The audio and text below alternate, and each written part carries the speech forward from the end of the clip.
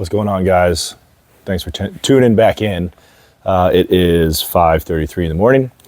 Today I want to talk about the differences in max effort, right? Well, maybe not the differences, but what constitutes or what classifies max effort, right? So there's a couple different ways I want to approach this. So one, we're going to talk about max effort from a powerlifting perspective, right? Because that's where the max effort method has gained most popularity, is through powerlifting, right? Louis Simmons took the conjugate method from the Soviets, applied it to powerlifting, popularized it, and now it's been disseminated and dispersed across multiple categories or multiple different fields, right? But powerlifting is definitely what made the max effort method popular. I also want to try to talk about max effort method, which I've talked about before, but kind of retouch on it in relation to the tactical population, right? And why it's important and how we use it, right? So let's talk about it from a powerlifting perspective first, right? So one of the things I often see in powerlifting, especially on Instagram, right, because that's the gateway to everything right now, is do I do a single, a double, a triple, a quad, or a five, right? What defines max effort, right? And so I think there's a couple different ways you can look at it, but I'll tell you the way that I look at it is that max effort, to me, in relation to a powerlifting perspective, from a powerlifting programmatic perspective, is a single, because it is true maximal effort, maximal exertion under maximal or super maximal load, right? The way that I kind of try to define, I was thinking about this last night, the way that I kind of try to define max effort is like highly proficient technical execution for a single exertion under maximal load, right? That's how I would break down max effort. Now, that's not to say that a double, a triple, a quad, which is the bastardized stepchild of the numbers, I guess, or of the rep schemes, no one ever does fours, right? Why? Why do fours? Or a five, right? Those can still be classified as max effort. Like you can do a max effort triple, right? But it is no longer classified, in my opinion, as true max effort, right? Because it is not a single, again, based on the definition that I provided earlier, it is not a single maximal exertion under maximal or super maximal load. Because if you are doing a triple, let's say, it's not going to be a maximal load. It may be a maximal load relative to the rep scheme that you're doing, relative to doing 3 reps, but it's not a true maximal load. It's going to be a sub-maximal load because you are doing multiple repetitions, multiple exertions of effort, right? And additionally, again, based on the definition that I provided, or the definition by which I abide,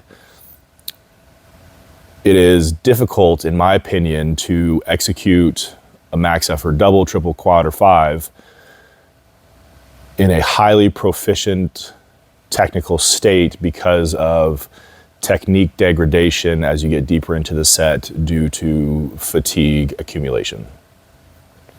So what does that mean? The more tired you get, the worse your technique gets. Simple terms, right? So it's like if we are looking, again, from a powerlifting perspective, we are looking at highly proficient technical execution of a singular lift or a singular exertion under maximal load.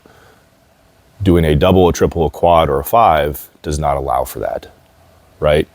Now, you may be able to do a highly technically proficient set of 5, but it is not going to be the same as doing a highly technically proficient set of 1 under maximal load, right? So if your goal is maximal strength development, like true maximal top end 100% plus range strength development, then singles is where you want to live, right? Doubles you can maybe argue, right? Triples, quads, and fives, absolutely not, because it's going to be sub-maximal load, right? Now, where then do we put these doubles, these triples, these quads, and these fives? So again, you can still do a max effort double, it's just not going to be true max effort. So the way that I look at it is your doubles through your fives are more strength endurance, right? So it's like the ability to continually exert effort across multiple repetitions under what is technically sub-maximal load, but still with highly technically proficient skill and execution, right? So you can do a double through a 5, but you're building your strength endurance. You're building your capacity for maximal exertion, right? So on that argument, you could say that, well, if I do 5s, they can support my 1. And that's absolutely true, right? But where then do you put that, right? Where do you program from a coaching perspective? Where do you program your 2s through your 5s as compared to your singles, right? So the way that I approach things from a programmatic perspective for powerlifting, again, is that for my clients, especially for my geared lifters, right? Even for my raw guys, max effort, again, there's a max effort lower and a max effort upper. Max effort will always be a single, okay? Now, the only caveat to that is that with good mornings, okay, I don't believe in, I don't like doing good mornings for a single. I think the capacity for load overshadows the capacity for technical execution, right? And so your return on investment, your risk to reward ratio is just too lopsided to do a single, right? You absolutely can. That's just how I like to program things. So again, I'm contradicting myself and I'm aware of that, right?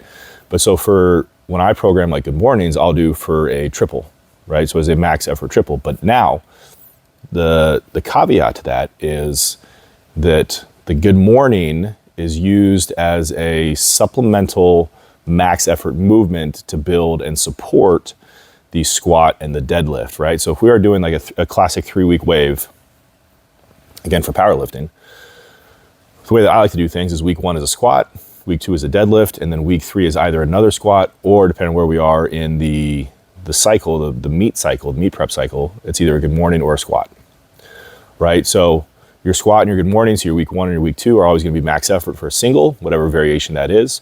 And then if we're going to do another squat variation, that's going to be another single. If we're going to do a good morning, it's going to be a triple, right? Because we are using that max effort triple, right? And I keep attaching the ending of triple, right, to max effort, because it's not true max effort. It's a max effort triple, right? There's a distinction, right? And I hope I'm driving this home well enough. We use the max effort triple as a supporting and a supplemental max effort movement to support the maximal exertion that we are performing in the squat and the deadlift as we progress deeper into the cycle, right? So again, to come back to my original point, where do you put your 2s through your 5s, right? So your max effort movements are going to be singles, right? And then the way that I like to program things is that we'll have a secondary movement like an RDL or a good morning or a front squat or something like that that is designed to, again, be supplemental and supportive of the primary movement, right? And the way that it should work in an ideal situation is that when you perform your max effort single, you find technical breakdown, right? Let's say my upper back caved on my squat, right? Upper back rolled over. So that would then tell me that potentially either my upper back is, quote, weak, or I just got out of position, right? So then theoretically what you could then do is pick a supplemental or a secondary exercise that is going to address that specific weakness. Now, within the context of like online programming, remote coaching, Excel spreadsheet coaching, it's hard to do that, right? It's hard to give a lifter who may or may not have like the knowledge base to say, okay, this is why this happened and this is what I need to do to address it, right? You can give them a menu of options, right? You can give them a list of things like to pick from, right? But are they going to make the right selection? So when it comes to online or remote coaching, it's a little more difficult because you have to just sort of know your lifter and then pick things that you know are going to help address their existing weaknesses, right? So like for my lifters, like I said, typically we'll do like good mornings or RDLs or safety squat bar good mornings, things are really going to attack the sort of chronic and classic weak points. And that's where you can do your 2s through your 5s. And typically for me, when I program, I do 5s. Now we may do, like if we are further out, if we are nowhere near a meet and we're just trying to do some GPP work, we'll do like 10s, 8s or 10s, right? But that's for volume, that's for GPP, that's for work capacity. As we get closer to a meet, or as we get into a meet prep cycle, right? Because there's a difference between just training and meet prep, right? Those are two different categories. As we get deeper into the training cycle or into the training program, we get closer to a meet prep cycle, then we start doing 5s, and then maybe we'll start doing triples. Very rarely on supplemental exercises do I ever go below triples, right? But yeah, so that's how I do things for max effort with power lifters. Now with tactical operators, it's very much the same, right? Because power lifters at least have the technical proficiency to execute lifts over multiple repetitions with decent technical proficiency, right? So they may be able to execute a double, a triple, or a five, right? And still maintain technique. There may be some degradation, but it may not be as extreme as like with a tactical operator. So a tactical operator may not have the skill base to execute those doubles, those triples, and those fives without severe technique degradation and potential increasing risk for injury, right? So when I program max effort movements for my operators, it is always a single, right? Always a single. We shut it down early, right? Because they're not powerlifters. Their job is not to lift weights. Lifting weights is supplemental to their job and supportive thereof, but it is not their job, right? So we program singles, and then we do, for the most part, like higher volume accessory work or higher volume secondary work, and then our accessory work after that. One thing that I really like to drill home with my operators is technical execution. And it sort of plays into what they do, right? Because at the higher echelons and levels of operations, right, you have to be technically proficient. You have to have high execution. You have to have high skill. And so they're already accustomed to executing on a high level. So asking them to do something at a highly proficient or a highly technical level is not foreign or novel to them, right? It may be, the stimulus may be novel, right? The context may be novel, but the actual execution thereof is not necessarily novel. So we always do singles. With my powerlifters, I'll take it to like a 10 out of 10, but shut it down prior to failure, right? Like the way that I always frame it is like, I'm not looking for the heaviest miss, right? I'm looking for the heaviest successful execution of weight. And now with powerlifters, like you may have technique degradation within the context of that single. Shit happens, especially in the gear, right? You're going to get out of the groove. You're going to get out of the groove, the tension of the suit or the tension of the shirt. Like you're going to get out of position, right? Those things happen, especially in gear. With raw lifting, it's more forgiving, right? And all of my operators lift raw, right? No one is in a shirt or in briefs or in a suit or anything like that. So there's more latitude, more leeway. However, I still like to really drive home the fact that things have to be done well and correctly in order to prevent or to mitigate. You can never prevent injury, especially when lifting maximal weight, right? You can never prevent injury. You can mitigate the likelihood of injury occurring, rather. So I just want to make a quick little video this morning, had some time to kill. So if you have questions, feel free to hit me up. Please like, subscribe, comment, or whatever on the channel. I would much appreciate it. Shameless plug, Hammer, Ammonia, Inhalants.